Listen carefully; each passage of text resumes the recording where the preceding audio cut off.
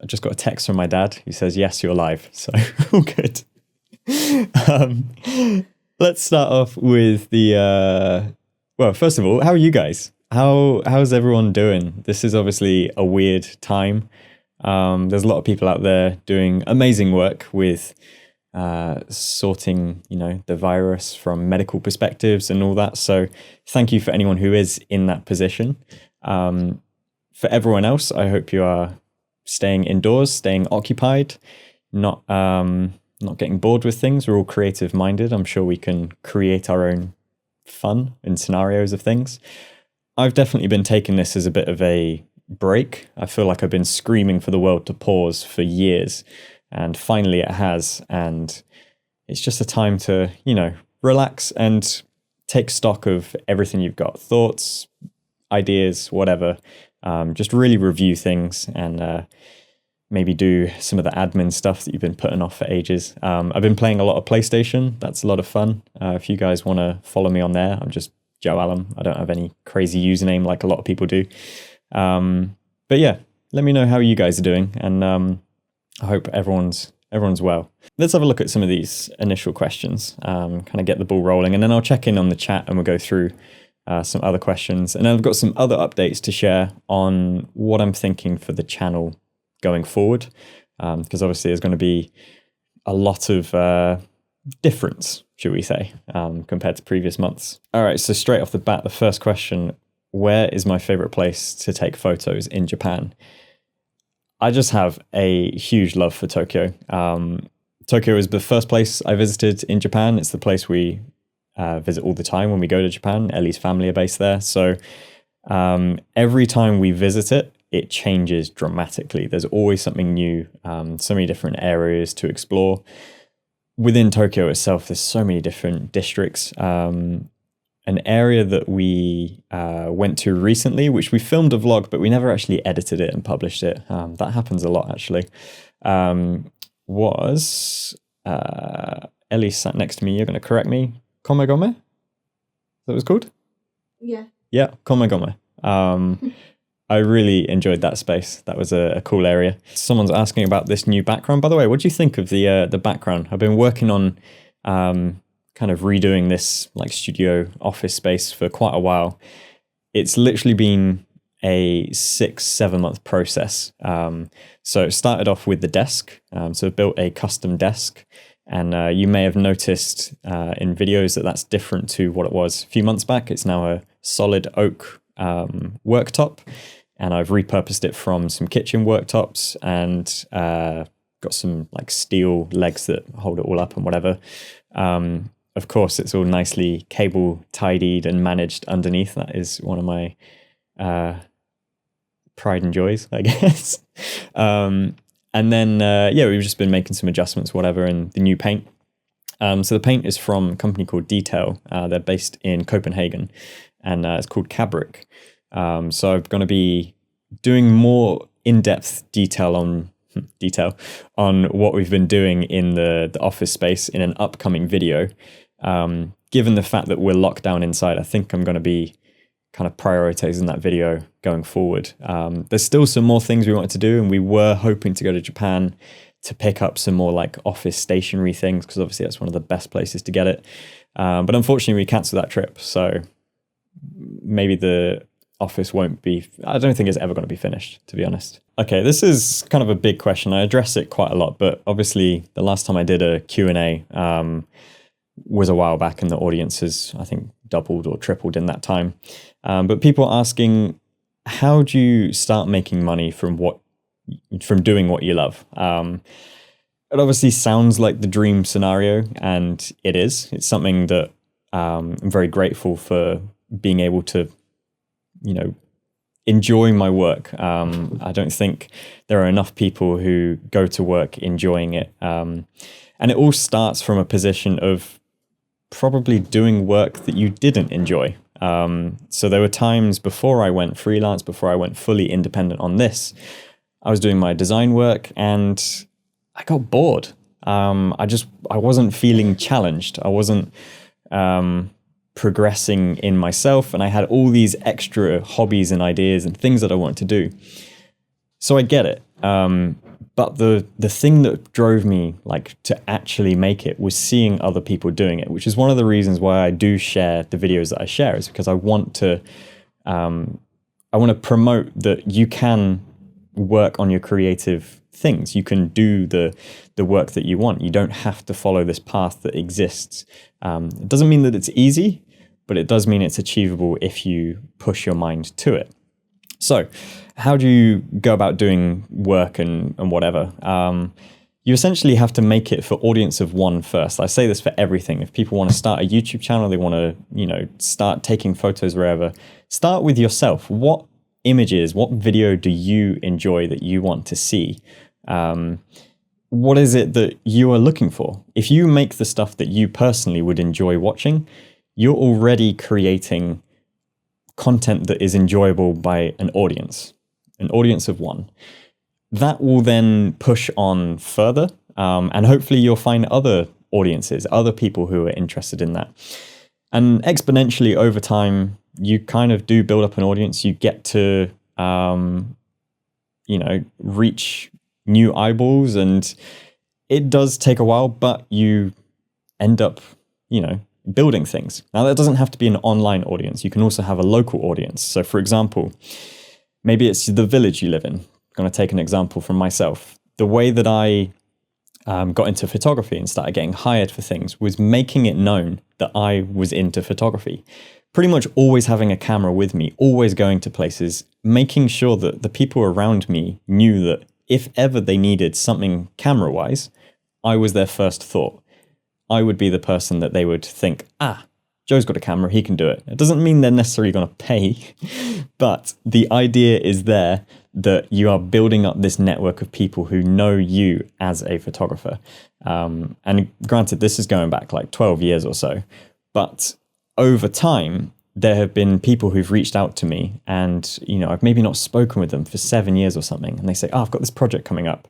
Are you still into photography? Or they've seen that I'm into photography still because I'm, publishing it more publicly. And that is just networking. Pretty much the majority of the work that I've got, both in design and in photography and web development, all of those things have come from people recommending me based on my previous work. So it all starts from putting the work out there first, making it for an audience of one, letting it grow and develop and pushing it if you can, and then letting that exponentially grow. There's no set path, but I do firmly believe the best opportunity is just to network, just to put yourself out there, make yourself known as whatever it is you want to be known for. Will I be swapping my XH1 this year? And someone else is asking if I'm going to get the XT4. At the moment, as I mentioned in a video previously, that 2 years ago I used the GH5 Panasonic and the switch to the Fujifilm XH1 in 2018 with the X100F from 2017. And that's kind of been my go-to setup for a long time. And I've not really added many lenses since. In fact, to simplify it down, the lens that I use most often on my XH1 is the 35mm f2. Second to that would be the 50-140. I could get by pretty much anywhere that I want to shoot with those two lenses. They just work well for the things that I see that I want to capture. I'm not desperate to upgrade. Of course, there are, new tech available and there's always things pushing. I think there's been a growth in the camera industry a couple of years back that the computer industry had to really sort of ramp up. I remember when I switched to 4K and the standard MacBook Pros, like they could handle it, but it was noticeably a big jump that the cameras all suddenly started producing 4K and just going so hard on video that it took a while for Apple and for other brands to really make hardware in a portable format that could handle it on a mass scale. So that's kind of now caught up and I can see another leap coming on the cameras. Yeah, of course, there's new tech that I'm interested in, but for the most part, I'm not desperate to upgrade my camera. If anything, the X-T4 probably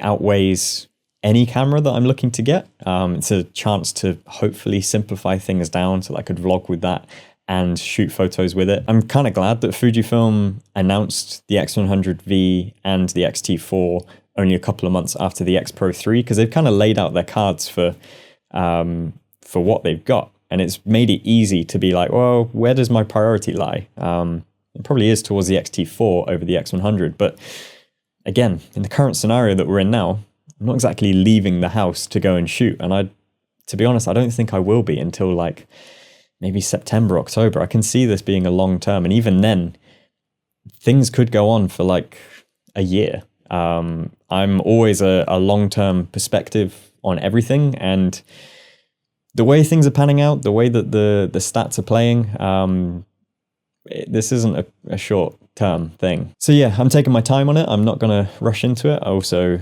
don't just have the funds to go and buy any camera wherever. That's something I have to be very careful on. Obviously, my business has taken a huge hit. All my work has been cancelled. I have nothing coming in except for this YouTube channel. So I can't just be going buying new cameras. But if I did, the X-T4, I guess, in normal scenarios, maybe that kind of answers the question a little bit. Question here from Vince, kind of a three-part question. Working in Japan and working, with tourism boards, I've done it a few times. What's required visa-wise. Now, it does depend country to country, but generally speaking, you're not necessarily working in those countries for those countries, if that makes sense. Like, you are not taking local jobs. So it's not a visa required. My company, not me personally, my company in the UK gets hired. And then my company, which is me, sends me out. So I'm still working for my UK company. My UK company is being hired internationally to work with the tourism board. So it's not as complex as you might think. But, there are things that you have to check and requirements of things when you visit locations. Generally speaking, I don't really work with tourism boards. I've done like a couple, but the tourism industry doesn't really have budget. There's a lot of control and requirements on what the output is, that fits a certain narrative that they're pushing over a long time. And that doesn't always fit with me and what I want to shoot. So quite often it's more beneficial for me to just do my own thing, just take it easy on that sense and monetize after the fact. As of right now, travel work not being an option to support yourselves freelance, is there anything you can do as a community? I mean, as a community, I would just love it if you guys just stuck around. Just continue watching the videos as you do. Your feedback is always so important to me. I love hearing your comments and just making sure that you are staying inside, staying safe. That's kind of the best thing you can do for everyone right now. If you did want to help financially in ways, then of course I would be hugely appreciative of that. You can become a member to the channel, and I'm hoping to expand and do more sort of like membership options on things, whether that's like monthly products available. I don't know if it's like, I don't know, I'm open to suggestions, whether that's like wallpapers or prints or other things, ways that I can give back for you, giving back, if that makes sense. But yeah, I'm open to all sorts. I do have some more digital products in the works. I've been talking about my titles for a long time. Those should be coming soon. I've been working on them for a long time. I started to realize that in the sort of titles marketplace as such, there's a lot of poor work, if that makes sense. There are a lot of titles that require all these different sort of caveats and workarounds. Like, you have to enable this thing so that this works properly, and you have to do these little tweaks so that it works. And I know that from myself, because the titles that I've been using, I've had to build those caveats in. But I've been continuing to learn, and I've been putting my coding skills to practice in After Effects. And I've now been able to create some super efficient titles that optimize themselves so much better, using just standard template formats of checkboxes rather than sliders for opacity, for example. Just enabling things and just rebuilding multiple things and making it as efficient and lightweight as possible.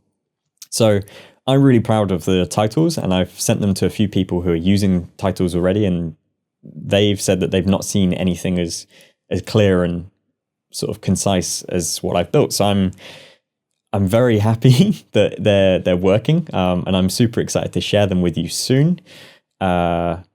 Those, when they do go live, of course, will be a way that you can directly support the work that I'm doing, and whatever. But yeah, those digital products, they're always an opportunity. And you guys say it a lot. I get messages all the time of people just saying like they're so grateful for them because it's a chance to kind of give back for the free videos I put out. So this is, yeah, it's two-way appreciation. So thank you for everyone who has purchased those things in the past. And yeah, there'll be more coming soon. I'm spending a lot of time working on those. So yeah, if that's how you'd like to support, then thank you, as always. I've just seen someone's ask, what's my favorite brand of coffee? I mean, there's a lot of different types of coffee available. I'm not necessarily going to talk about brands as such, although if I'm in the UK, I usually buy my beans from Monmouth. They're based in Seven Dials in London, or All Press. In terms of styles of coffee, Kona coffee, hands down, is my favorite bean that I've had so far. Otherwise, if I'm making cold brews, I'll use something like an Indonesian bean. If I'm going for espresso based, I generally prefer the like sort of Ethiopian, Kenyan sort of beans for taste on things. Sometimes if I go for like a Central American, they can be a little too sort of chocolatey, cocoa-y. Obviously, you can tell I'm not the best at describing flavors on coffee, but I have my coffee with oat milk, so a darker roast suits it better. So that, depending on which bean I go for, I generally go for a darker roast. That kind of helps. Yeah, I've been, since having my espresso machine, I've been making a lot of coffee at home. Still getting better at the latte art, but we'll get there. Someone's asking, favorite game on the PS4?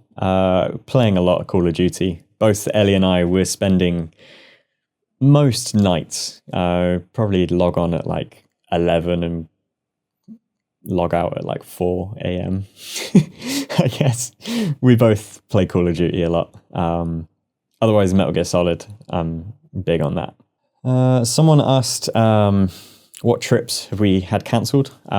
So we did have a trip to Japan, which we were supposed to go yesterday. In the middle of that, we were going to be going to Thailand. I haven't been to Thailand since 2017. Obviously, family there as well. So, yeah, it's a shame we can't see them. We can't like spend time there. Photography wise, I'm truly gutted. We had some big content ideas, a lot of ideas that I was really looking forward to in the lead up to 2020. This has been the growing strategy for Japan. And a lot of it has been the strategy towards the Olympics, but obviously the Olympics now been postponed. So I feel a little bit more relaxed on that yes, I can't go and, do my thing. And selfishly, I'm disappointed in that. But equally, the whole world we're just going to have 2020 be like, we'll just do it again next year.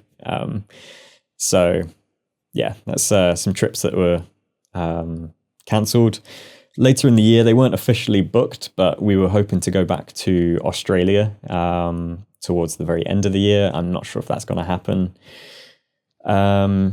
And around like August, September time, we wanted to travel some other areas in Asia.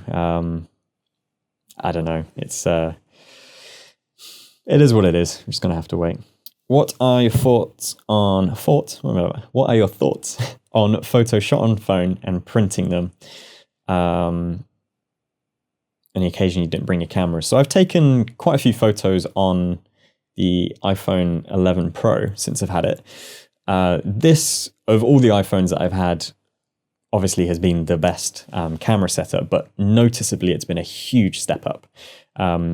I've not fully printed any yet, but there are a few that when I compare them side by side digitally, the quality is clean. Like, it's really good. And I have no doubt that they would print super well.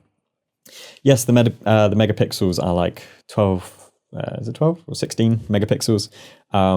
So if you're printing at 300 DPI, you're not going to get the same size on things. However, with the forget the term, the machine learning in there that improves the sharpness and things, again, you could scale that up. And Photoshop's scaling ability over the last few years have been really impressive. So yeah, I wouldn't worry printing for the home like a large scale with this.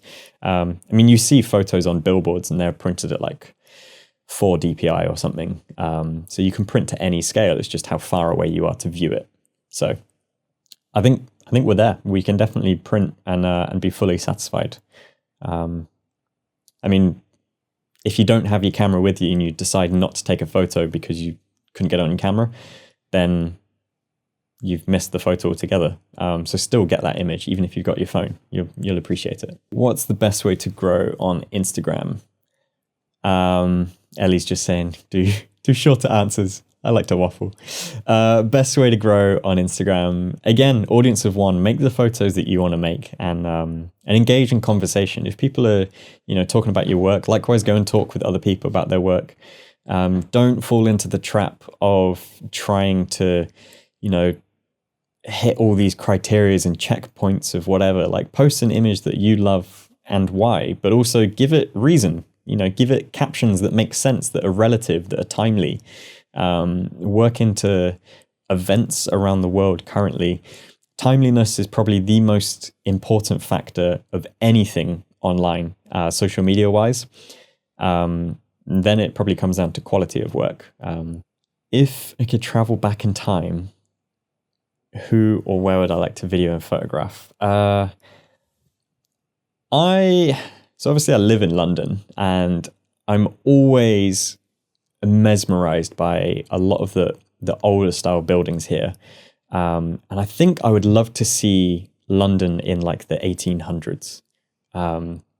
Just that sort of industrial boom. At the time, that was the world's most populous city and kind of like the center of the world, I guess, really.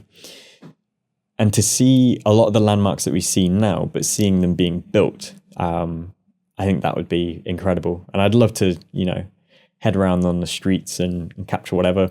I don't think I'd have a camera with me during that time, so maybe I'd have to go to life drawing, but yeah, I'd love that. A few people have been asking about composition stuff in photography. There was a few in the Instagram as well, kind of asking like what tips have really stood out to me. And one thing that's kind of been a huge focus for the last, 8 years or something, is just getting verticals correct. So I've made it quite publicly known that I don't like wide angle lenses, and it's because the angles of things really distort when you're taking shots, especially if you're looking up. So I always try and get everything as vertical as possible on buildings, on edges, just really paying attention to those extra sort of like outside elements. And that has had a huge effect on my work. And I think it's what stands out when I look back to some of my older stuff. And I think just maintaining verticals and straight lines really has a huge effect.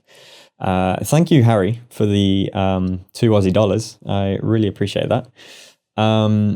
Advice for commissioned creative travel work. Again, I'm going to sound repeating here. Just start by making the work that you want to make. So if you want to get hired for creative travel work, then you kind of need to have a reason for someone to hire you. So you need to have a portfolio of travel work that someone's going to see and they're going to hire you for. So essentially, if you made a video and you made it to a level that you would happily work for someone else and be paid for, you need to have that available so that people can see it and say, I want that, but in my destination. If you don't have that, how can anyone trust you? How can anyone know that you are specialist in that area? So there is going to be some upfront grunt work, and it doesn't have to be a huge amount. You don't have to show, a full finished film. You can just show little tidbits of things. I mean, I think of people who are like film school and stuff, and I see exercises where quite often they don't make the film, they just make the trailer. And from there, I mean, there have even been famous films, I can't think of them off the top of my head, but films that were made as a trailer first, and then afterwards they thought, we should actually make this film. And then they've gone and made the film on top of it. So think of it that way and sort of like prioritize getting a portfolio together in that sort of direction. Do I think the X100V would be a good first camera? Yeah. Is it one that you should get? Well, depending on your budget, I mean, it's an expensive camera, I'll give you that for sure. And it's also quite a limited camera, which is why it's so popular among established photographers, because quite often you want to limit yourself, from the distractions that you've built up over the years of other stuff. But if you're just starting out and you don't have those distractions, then you maybe don't appreciate that value of it. But saying that, one of the reasons I recommend Fuji cameras for beginners is because of the dials. Everything's there on top that you can see. You can see all your settings. You feel connected to the camera in that way. And you don't have that sort of digital barrier between getting your images. So yeah, I do recommend it as a first camera. I would probably recommend the XE3 above it. It's cheaper. It's just as usable and similar form factor, and you can change lenses at a later date as your photography develops. Any advice for rainy day photography? Just go out and shoot, definitely. If you have a weather sealed camera, the rewards will outweigh the drench factor. Otherwise, get yourself a rain cover or even just an umbrella and learn to shoot one-handed. But rainy photography, I say countless times, is my absolute favorite. The way that light just reflects off of wet surfaces adds a whole new dimension to still photography. And likewise, when you're in the moment and the struggles that you're going through in the rain, seeing that come to life and nailing a shot, knowing that everything was difficult up to then, and even as a viewer, you can infer that there is a difficulty in getting that shot. So the rewards are always worth it. Just go out and shoot. Be careful, take a microfiber cloth and just wipe it down. When you have a portfolio, what's the best way to get in contact with companies? Go to events. I think meeting with people face to face is one of the strongest ways of networking. Yes, you can email and you can send cold emails. You can even call people up. People don't really do that anymore. But that has its own sort of like social drawbacks, I guess. But going to events, you can search on things like Eventbrite for your location and then set various filters. You can toggle it to free only, for example, or within a certain number of days. It's a bit difficult to do that in the current scenario, but in a perfect world, just go to events, creative meetups. A lot of studios have like open houses, gallery events and whatever. Go there and just discuss the work that's available, not necessarily your work. Don't, rush in there saying like, hey, I'm a photographer, hire me. Go in and talk about what's currently at the event, for example. Meet with people, get to know them, get to know their work, because you want to make sure you're targeting the right people if you're networking. And just build up continuous stream of people. And over time, they will get to know you, like you as a person. And then when they get home, they will check out your work. If you can give them something such as a business card, a postcard in my case, or even just a link to your profile, or, something that they can take away from that event other than just a memory, they will appreciate it. And if your work's good and you stand out and you make an impression, you will get hired. Doesn't happen overnight, but continuously it has an effect. And likewise, don't wait for the perfect event, because if you do, you're not going to be prepared for it. Go to a lot of smaller events, go to, simple little discussions and meetups, and build up your ability to network, and you will improve based on what you know. It's the same way of going to interviews. Don't wait for the perfect interview or perfect job. Go to countless interviews. Make it so that if someone asks, what do? You can answer it in 2 seconds. You can immediately go to that place in your head of, here's my script for answering best how I do. Yeah, that's probably my biggest advice. Oh, I see Alex from Attaché. Dream destination to film an episode. By the way, if you've not checked out Attaché, please do. Attache is by far my favorite travel channel on YouTube. It's got incredible quality. The way that Alex writes it, the way that Greg shoots it, edits it, the whole production is superb. It's really, really great. So go and check out Attache before you do anything else. The Lisbon episode that went out yesterday is beautiful. I love the typography, by the way, Greg, or Alex, whoever did that, I'm not sure. Yeah, good choice. Very, very good choice. Dream destination to film an episode. South Korea is back up on the top of my list. I've had a dream of going there for a long time. It was closely matched with Taipei, and I loved Taipei when I went, but I've still not been to Seoul or to other areas of South Korea. Yeah, I think I'm really drawn to the tech there and the food scene and the drinking culture. I think it would be a lot of fun. Can I make a video about my design? I've often thought this. Oops, keep nudging the trolley. Yeah, I don't do anywhere near, I pretty much don't do any commercial design anymore. I'm just too preoccupied with this and like photography things. But of course, for myself, I do a lot of design. I design, even if it's simple things like title designs or even just thumbnails, that is an element of design, websites and whatever. So I do sort of like scratch that itch every now and then. But I want to do more. And I've always wondered how it would fit on the channel, because obviously it's very photography focused.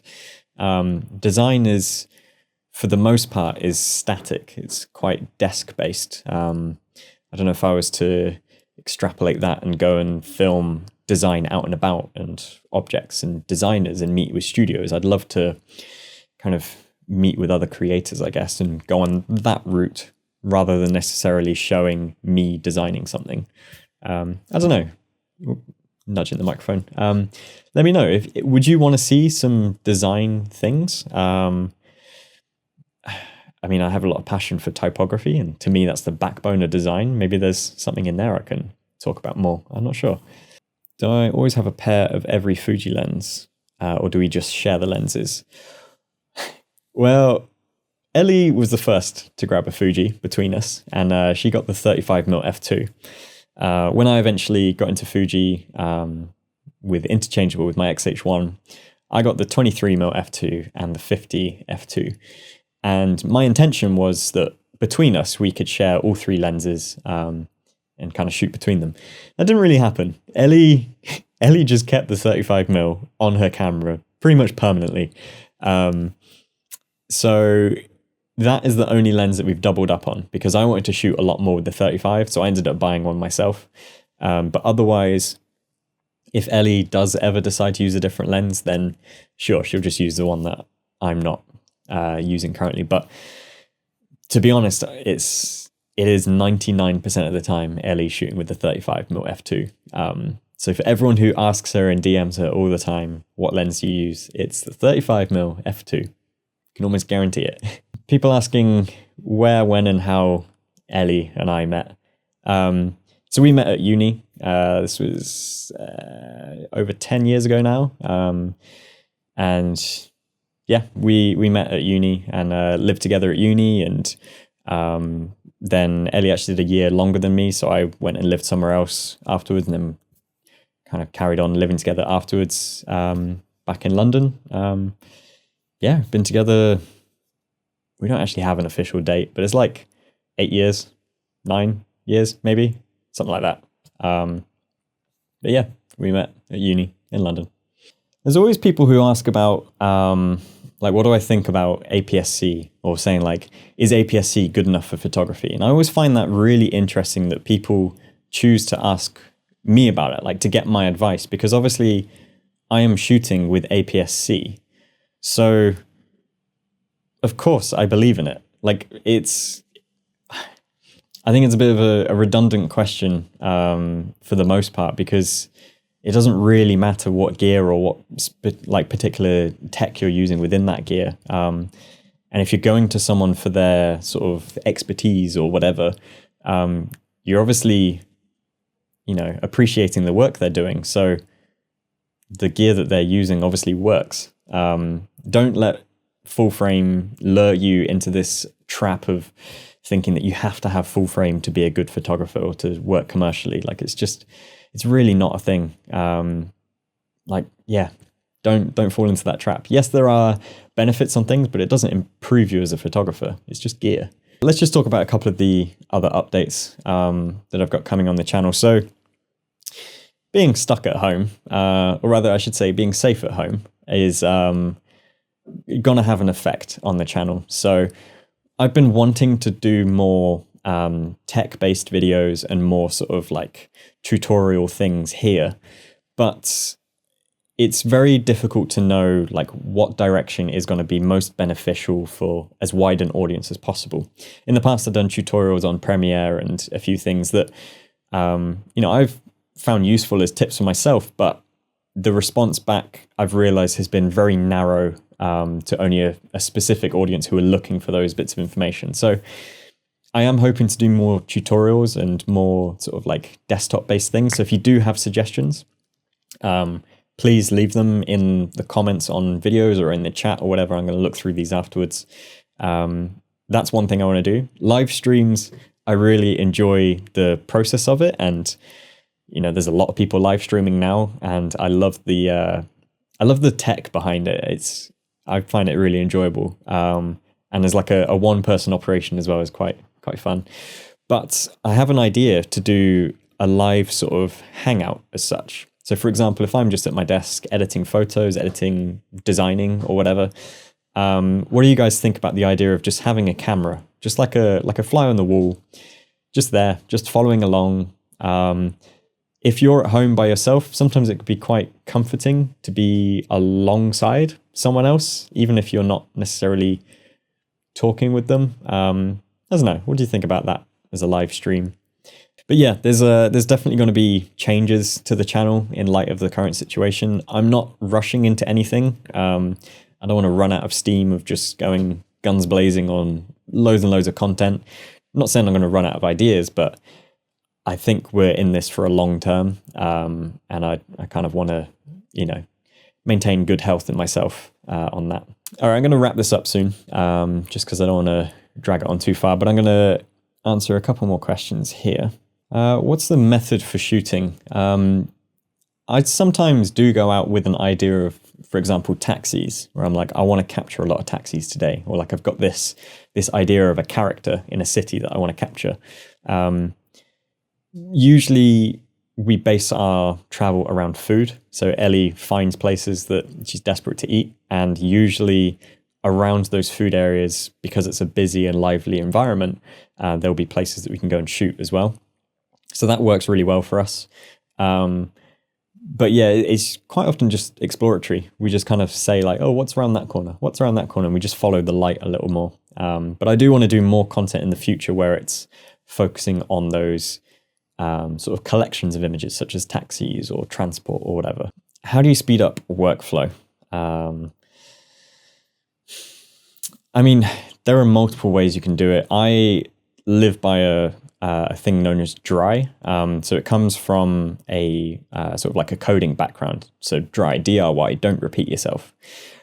Everything that I do, I always apply this because I can't stand to do something a second time if I could have done it efficiently the first time.